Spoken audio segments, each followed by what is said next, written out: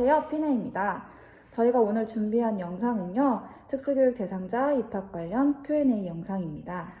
저희가 센터에서 근무하다 보니까 학부모님이나 선생님들이 입학 관련한 질문을 요즘에 많이 주고 계세요. 그래서 그 중에서도 많이 궁금해하시는 질문 위주로 영상을 다뤄보려고 합니다. 네, 먼저 선생님께서는 유치원, 초등학교를 담당하고 계시잖아요. 그 중에서 가장 많이 들어오는 질문이 어떤 게 있을까요? 먼저 그 장애인 등록을 해야지만 특수교육 대상자 선정을 받을 수 있냐는 질문을 제일 많이 주시는 것 같아요. 아무래도 이제 복지카드가 없는데 특수교육 대상자 신청을 할 수 있나요? 이런 질문을 많이 주시는데 결론부터 말씀드리면 아닙니다. 장애인과 이제 특수교육 대상자는 저희가 다른 개념으로 보실 수 있는데요.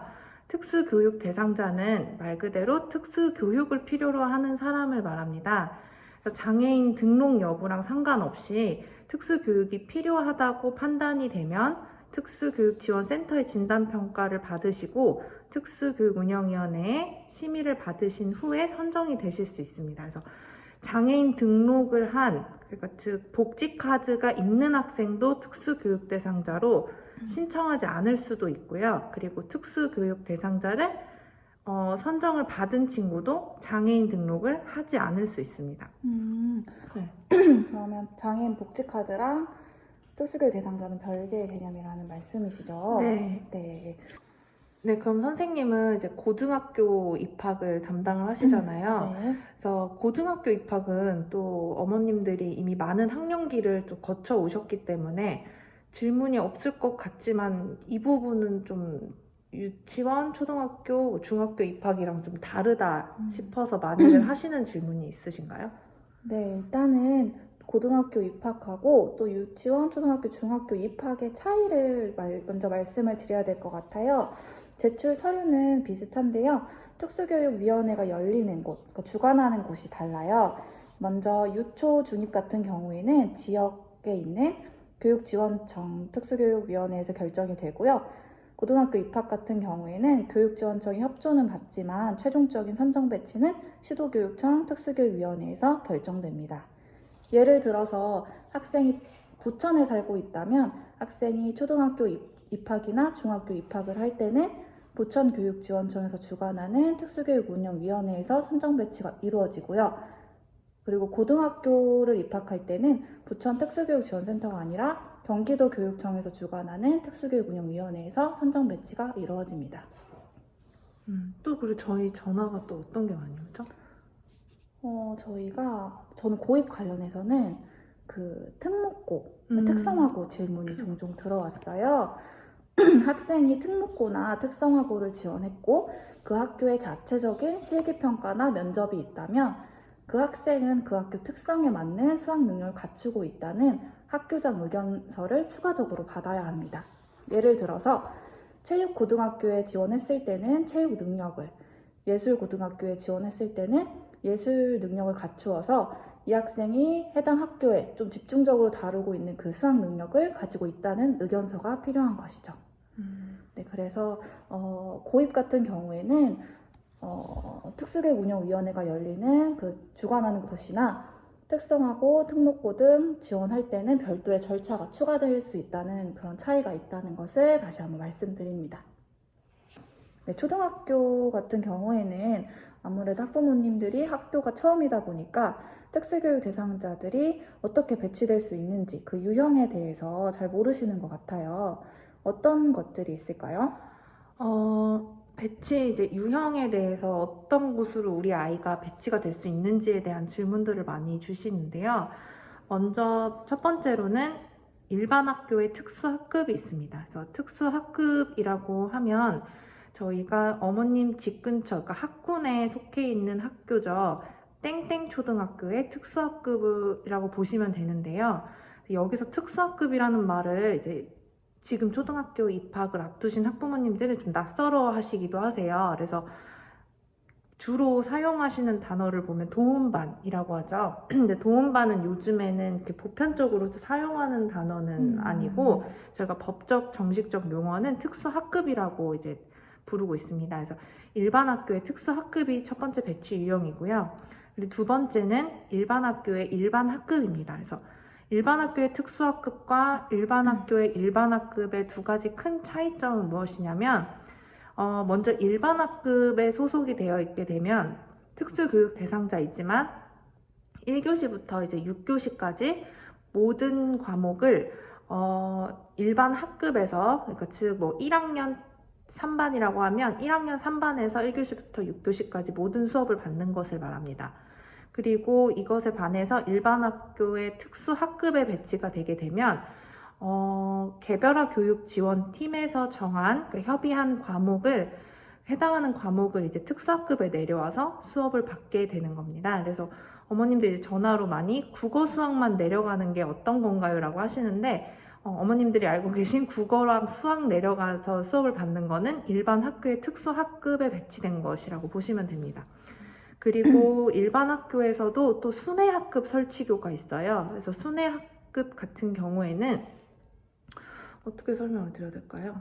순회학급 같은 경우는 교사가 학교에 나오기 힘든 예를 들면 좀 장애가 심한 학생들이겠죠. 그 학생들에게 직접 방문해서 수업을 해주는 형태를 순회학급이라고. 뭐 가정으로 네, 방문하시거나 저희가 시설, 시설. 병원 뭐 이런 곳으로 그 순회 교사가 방문을 직접 해서 순회 교육을 실시하는데요. 거기 이제 순회 학급이 설치되어 있는 학교에서 순회 교사가 이제 배치가 되죠. 그렇죠, 그렇죠. 네. 그렇게 해서 이제 일반 학교에는 크게 이렇게 세 가지가 있을 수 있고 마지막으로 특수 학교가 있어요. 그래서 특수 학교 같은 경우에는 이제 지역마다 없는 지역도 있긴 그렇죠, 있어요. 그렇죠. 네, 근데 이제 저희가 이제 속해 있는 지역은 총 2개의 특수 학교가 있는데 특수 학교는 말 그대로 이제 특수 교육 대상자만으로 이루어져서 이제 교육과정을 운영하고 있는 특수교육 기관이라고 보시면 될 것 같아요. 그리고 또 어떤 것들을 부가적으로 설명드리면 될까요? 시수와 과목 같은 것은 아까도 말씀해 주시긴 하셨지만 어떻게 결정이 되는지. 그렇죠. 근데 그런 거는 저희가 이제 입학하신 후에 그 특수교육 대상자의 그 교육적으로 적합한 요구를 취하기 위해서 저희가 개별화 교육 지원팀이 구성이 돼요. 그래서 개별화 교육 지원팀 협의회에서 아이에게 어떤 과목을 특수학급에서 배우는 게 좋고 또 어떤 과목을 또 일반 학급에서 통합을 하면서 배우는 게 좋을지 이제 개별화 교육 지원팀에서 협의하에 이제 결정이 되는데 어머님들이 이제 국어랑 수학이 가장 뭐 주요 과목이니까 국어랑 수학만 내려온다고들 이렇게 많이 아시는 것 같은데 저 같은 경우에는 사회 수업도 한 적이 있었고 또 제가 이제 가르쳤던 친구는 불을 되게 무서워하는 친구가 있었어요. 그래서 그 과학 시간에 좀 실험 같은 것들을 하기가 좀 어려운 부분이 있고 해서 어머님이 이제 과학처럼 좀 위험한 약품을 다루거나 뭐 불을 쓸 수 있는 그런 것들에 대한 좀 걱정이 많으셔서 그것도 이제 개별화 교육 지원팀에서 그런 거 협의해가지고 과학 교과도 이제 특수학급에서 배운 적이 있었거든요. 그래서 다양하게들 많이 가르치시는 것 같아요. 중학교랑 이제 고등학교는 영어를 하는 친구들도 있잖아요. 그렇죠, 그렇죠. 이런 차이점들이 또 있습니다. 그리고 이제 고등학교도 입학 관련하면은 건강장애를 또 빼놓을 수가 없는 것 같아요. 그래서 건강장애라는 좀 장애명이 생소하시는 학부모님들도 있으신데 건강장애 학생은 또 어떤 것들의 조건이 있나요? 네. 이렇게 선정되는? 네, 건강장애 조건이 3가지가 있어요. 먼저 만성질환이어야 하고요. 그리고 3개월 이상의 집중적인 의학적 치료 등 계속적인 의학적 관심이 요구되어야 하고요. 그리고 3번째로는 학교 출석이 어려워야 돼요. 그래서 이 3가지 조건이 모두 갖춰져 있어야 하는데요. 병명으로 건강장애를 이렇게 진단하지는 않지만 예를 들어서 학생이 뇌종양이나 혈액암 이런 질병이 있으면 치료를 지속적으로 받아야 하고 또 개인 위생이 중시되기 때문에 계속적인 학교 출석이 어려워지죠. 그렇기 때문에 이런 학생들은 건강장애로 신청을 하실 수가 있고요. 학생의 병명이나 학교 특성 등을 고려해서 특수교육운영위원회에서 선정이 되고 나면 병원학교나 위탁기관에서 원격 수업을 듣는 것으로 출결 처리가 되고 특수교육 대상자로서 관련 서비스를 지원받을 수도 있습니다. 그러면 건강장애 학생이랑 또 저희가 요보호 학생이라고들도 많이 뭐 선생님들도 요거는 좀 생소하실 것 같아요. 요보호 학생 그쵸. 맞지 않으시면은 근데 이제 요보호 학생도 저희가 꽤 좀 신청이 들어오는 편이잖아요. 네네네. 요보호 학생에 대해서 설명 좀 해주세요. 네, 요보호 학생은 일단은 특수교육 대상자는 아니에요. 특수교육 대상자는 아니지만 이 학생이 교통사고나 화상과 같이 좀 외상이라고 하죠. 이런 외상으로 인해서 3개월 이상의 좀 출석이 어려울 때, 이럴 때 신청을 해주시면 되고요. 특수교육 대상자가 아니기 때문에 특수교육운영위원회에는 회부되지 않는다는 차이가 있습니다. 이 학생도 동일하게 원격 수업을 받을 수 있고요. 네.